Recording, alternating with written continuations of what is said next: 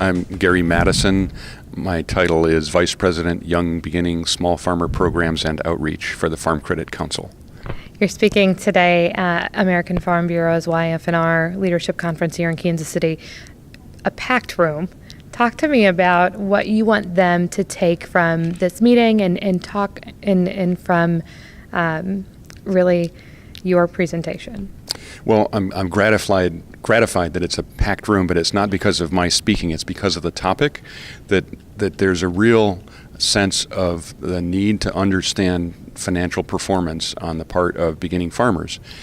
It's as a former farmer, I try to convey the information that I have about monthly cash flow budgeting and the importance of that and understanding your business at a very basic level of, so how do you make money at it? How do you make profit at it? In such a way that it's easily understandable and kind of bite-sized, so that people can go home and look at information on our website and find the right pathway for them to be able to understand their business performance. I've always heard practice makes permanent. So is this a good way for them to put these tools in place now when maybe times are a little bit tighter and keep them as good stewards and good businessmen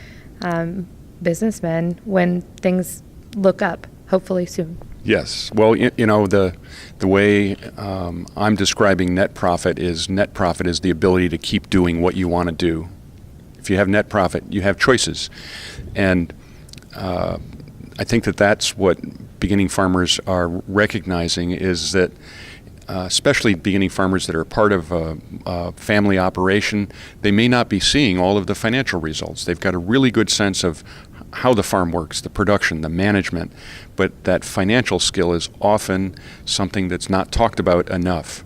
And what I've encouraged the audience here to do is to take on some of those skills, take on that ability to look at the part of the operation they understand and turn it into a monthly cash flow analysis, so that they can start to do forward-looking budgeting. They can start to offer choices and options to their family enterprise to say, hey, why don't we try this other thing? Why don't we add a trucking business to our corn and soybean business, or whatever that might be?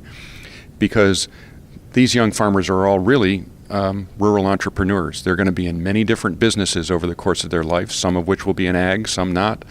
And these kinds of basic business skills to analyze the future is really essential for what they need to do. How does the conversation differ from maybe a third or fourth generation young farmer taking over the business, to a startup and a first generation farmer? Wow, good question. The startup farmer is all entrepreneur and all on the go, and this financial stuff is like way out there. I haven't got time for that. I am making money, I am moving and shaking, and I got stuff going on. Don't bother me with financial stuff. Problem with that is it works for a while, but being able to anticipate how to make that longer term, how to make it sustainable, how to have that net profit that is predictable, so that you can adjust, you can manage, is the essence for the beginning farmer to discipline themselves. And as you heard me say, not everybody has to be an accountant, but they still need financial records. So I'm a big fan of having that bookkeeper or even a CPA be able to help produce financial records for a beginning farmer. For the beginning farmer who's part of an operation already, it's kind of scary because they don't want to ask mom and dad about the financial information.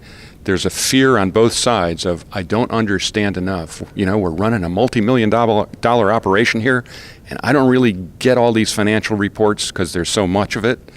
And the beginning farmer, the younger generation, is looking at that same picture and saying, well, I don't get it all either, and I got a degree in ag economics from K-State or someplace.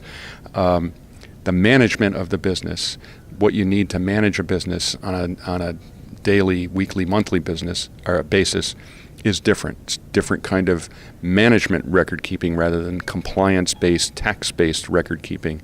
And that's one of those distinctions that I think is helpful to point out to beginning farmers, is you need to know how your business works. How do you make money? The tax stuff, you can hire somebody else to do that.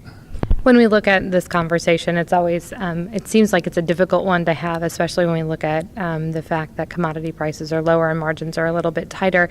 But is it a healthy conversation to have, or a healthy evaluation to have on the farm to prevent another 1980s type circumstance? Yes, it's always good to have as many people involved in the management and the operation. So I'd include employees in this, of helping employees understand, here's how unprofitable this farm is this year because corn prices are so low. Therefore, we have to change what we're doing, rather than just saying, oh, well, we'll tough it out, and you still get the same pay, benefits, vacations. You're still going to get a farm truck to drive home, or we'll provide you with housing. All of those things may have to change when profitability really sinks.